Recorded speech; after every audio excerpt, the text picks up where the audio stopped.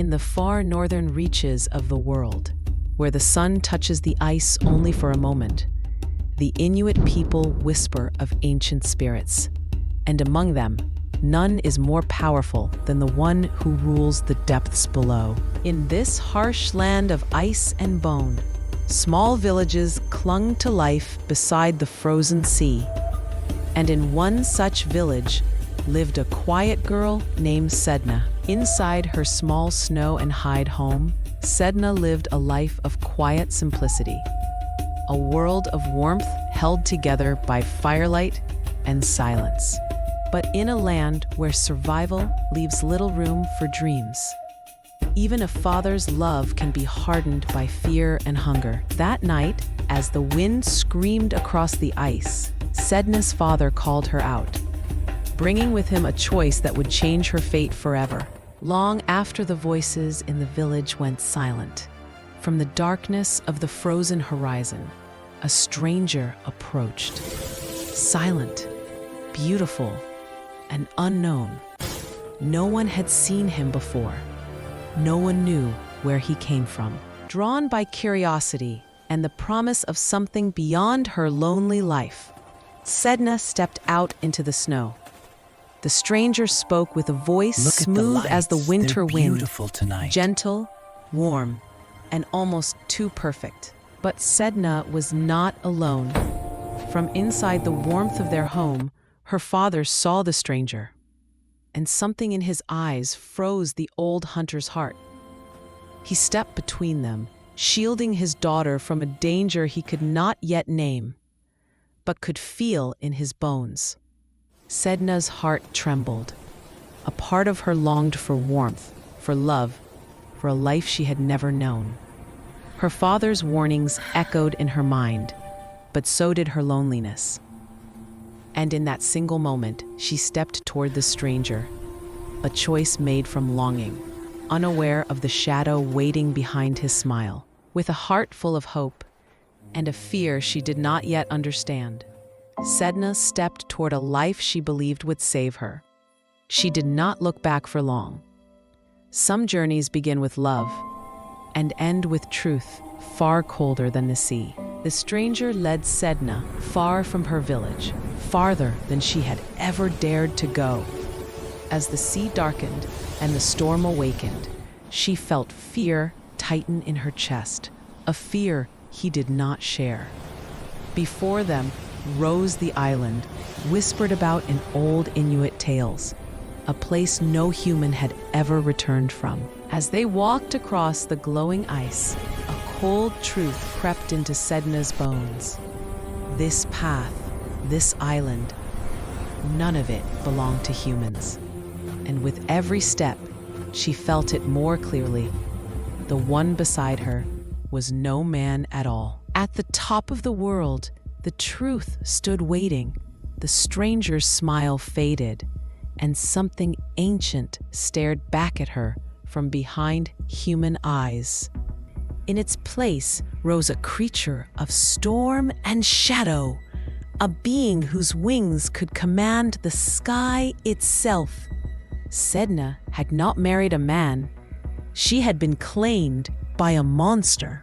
Terrified, Sedna ran. The icy summit shook with every step as the storm closed around her. Behind her, the stranger's voice twisted into something monstrous. Far below, another soul fought against the storm. Her father, the last man who still carried love for her. And when he saw what chased his daughter, he ran faster than he had ever run in his life. Sedna reached for her father, and together they fled across the storming waters. The bird spirit saw their escape and unleashed his fury upon the sea. Waves rose like mountains, and the small boat trembled beneath them.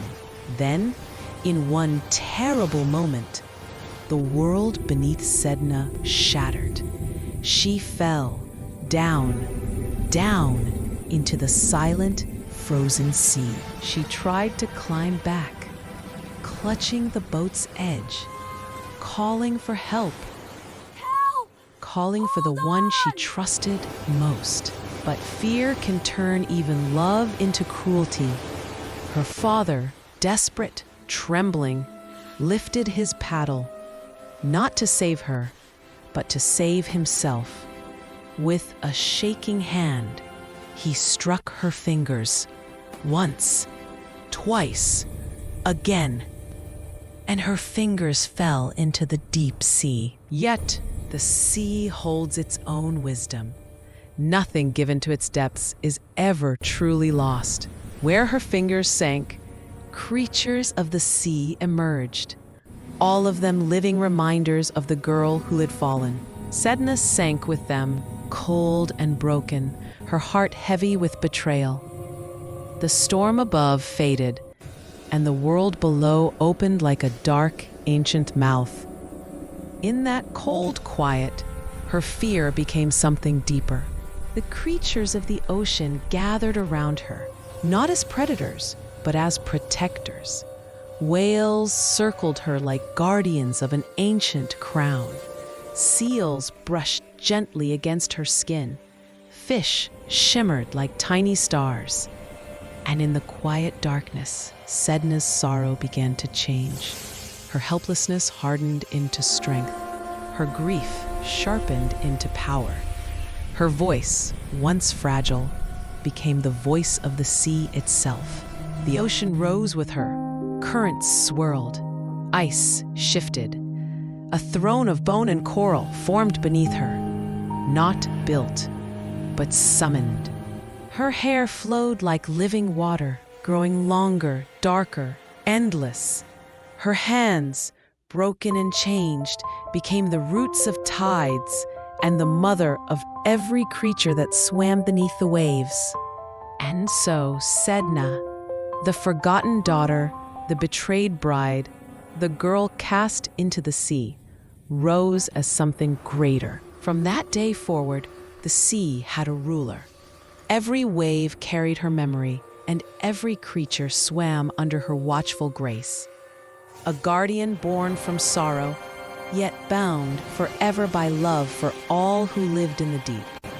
Storms whispered her story, tides moved at her command, and the ocean answered only to her. And from that moment on, the world would remember her name, Sedna, goddess of the sea.